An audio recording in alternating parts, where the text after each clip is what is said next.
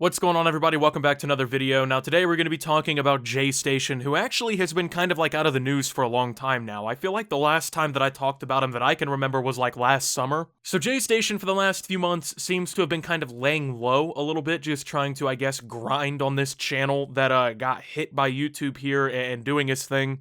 I haven't really seen any major controversies or anything like that, so I'm assuming that he has abandoned the entire like 3 a.m. Ouija board type content where basically he would record himself having fake conversations with a Ouija board to like dead celebrities, dead people, doing pretty much just very morally corrupt things in order to get a YouTube check. Now, JayStation has been a very common target, I guess, from the YouTube community because of videos like this. He has a pretty negative reputation in all reality as well. So it's been kind of cool, right? Like, we haven't had to make videos talking about this or anything, but he's finally back in the news as he is threatening to sue YouTube because of some stuff that's happened. And I kind of want to go over this and talk about it because I feel like here on YouTube, right, like unjust suspensions slash demonetization slash bans, all these issues, they're like a legitimate problem, right? People unironically will deal with the issue of like YouTube basically sniping their channel out of nowhere. Nobody really knows why, what's going on. It is something that happens pretty often, unfortunately, and it is something that the YouTube community has been very vocal about. But this is a little bit of different circumstances, I think, here. And I think this is a situation that JayStation is going to end up not winning, okay?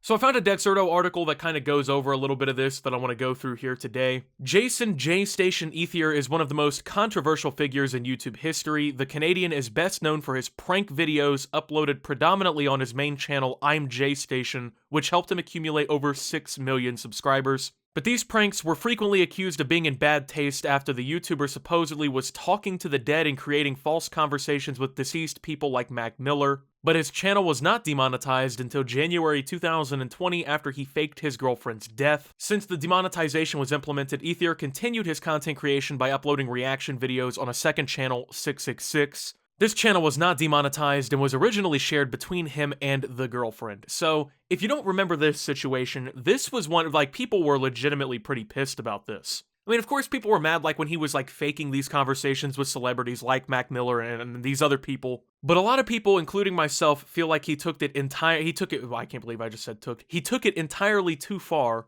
when he basically uploaded a video on his channel faking his girlfriend's death. Now, he put up this video talking about how his girlfriend had been killed in this, like, drunk driving accident, right? Like, some drunk driver came over the median or something and, like, smacked her car and killed her. Like, a really emotionally charged video or whatever you want to describe it as, right? And obviously, like, that's something you don't really lie or joke about, right? Like, that is extremely messed up. Like, that's fucking crazy that somebody would do that for some clout online. But I mean, as we've gone through here on the channel plenty of times in the past, people will do anything for some online attention.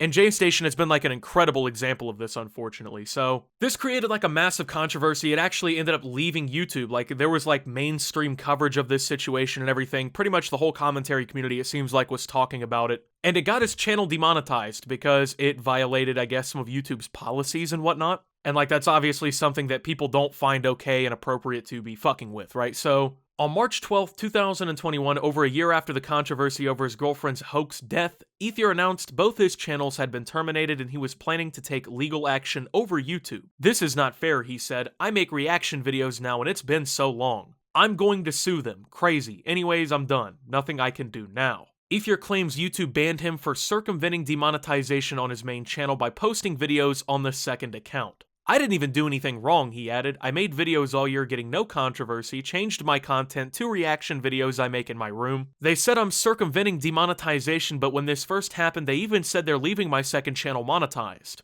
Ether published a farewell video via Twitter where he claimed an allegation of assault made against him by an ex-girlfriend had prompted YouTube to change tact. He strongly denied these allegations. I just want to say thank you to every one of my fans who supported me through everything that's ever happened. I really appreciate you so much. And to the haters, like, I really don't know what you're celebrating for, because the fact of how random this really was. I wasn't demonetized because I faked someone's death. You know, Mick Juggernuggets faked his dad's death live on YouTube, bro. Everybody thought it was real. The police had thousands of people call the police station. There's been YouTubers faking their death, that they died of cancer. They're good. It's not that. It's because my ex-girlfriend went to the police and made a false report that I assaulted her. It's then where YouTube demonetized my account. That's why. But they chose to leave my 666 channel monetized at the time where they demonetized my JayStation. And they acknowledge that in the Tube Filter article if you look it up. So me making a whole year's worth of videos on my 666 channel, and just now all of a sudden they completely delete both of them, seems incredibly random. Just doesn't make sense at all. I wasn't circumventing their demonetization. They even said, no, we left his second channel monetized. They knew I had this channel. I was talking to YouTube chat about problems on the channel. It was all good, just randomly now. I completely even changed all my content. I don't even make what people enjoyed me making before. I completely made stuff that's new. It's crazy. But good news is, guys, I guess they just don't want to see my face. So I'm gonna have a channel on YouTube. It's gonna be big, but I can't tell anybody, and it's not gonna have my face. I love you guys. I'll remember you always. Peace. So he basically is making the claim that YouTube is hitting this channel for, I guess, circumventing the demonetization and whatnot, because, right, like, he's not supposed to be on the website because, like, his main channel got hit and whatnot. He's not supposed to be on there making money. Now, he's making the counterclaim that YouTube told him they weren't demonetizing this second channel. And I think that this is really just a big gray area that YouTube is going to end up winning. Like, I know that JayStation's going to hate to hear that, but if they're hitting you for demonetization, right, even if they leave the second channel monetized or whatever, you would think, right, that, like, their action on policy is still going to stand, because if they don't want you monetizing the first channel, they're not really going to want you doing things on the second channel to make money. Now, to defend JayStation just a little bit here, might be the first and last time I ever do this. If YouTube really didn't want him monetized, they should have just hit the entire account. They should have just gotten all channels. That way there was no, there was no sliver of a doubt that JayStation, could come back to make money. But at the end of the day, you also have to think, right, like, it's YouTube's website, right? So when he goes as far as saying, like, oh, I'm gonna sue them, I'm gonna do this, I'm gonna, take legal action,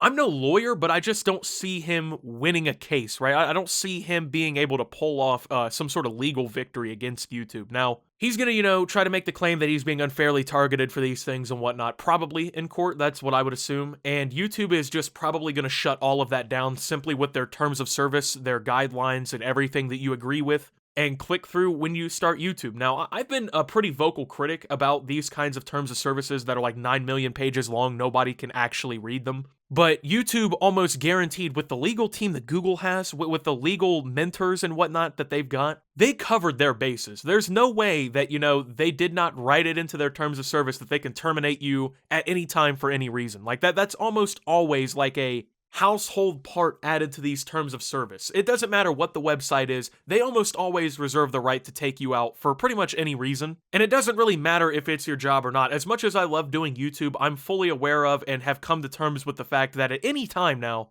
YouTube could just say, fuck Optimus, take me off the platform, take my money away, and there's not much I can do. And this really all comes down to the fact that, once again, it's their website. Like, what, I'm gonna take on YouTube, one of the biggest companies on the planet? Of course not. They reserve the right to police their platform however they want. And even though, we can be critical of things, we can say that it's shitty how they do it, they hold the right to do it. And I hate to use that defense because it's such a shitty defense in all reality, but with legality, they don't always take these types of things into consideration. They're not going to be like, oh, well, this completely independent guy who made all of his money doing controversial shit on YouTube is mad. They're not going to be like, slamming down the hammer talking about, oh, hey, let him back on, let him get his money up, right? Now, YouTube has hardly responded to the situation, but they did put out a response. Team YouTube encouraged Ethier to contact them privately to resolve any issues that he still had. We sent you an email with details regarding your account being terminated for a terms of service violation. Look out for that in your inbox. You can also respond directly to the email if you have any follow-up questions. At the end of his video, Ethier announced plans to create a new YouTube channel, but stated he would not show his face on YouTube ever again. Quote,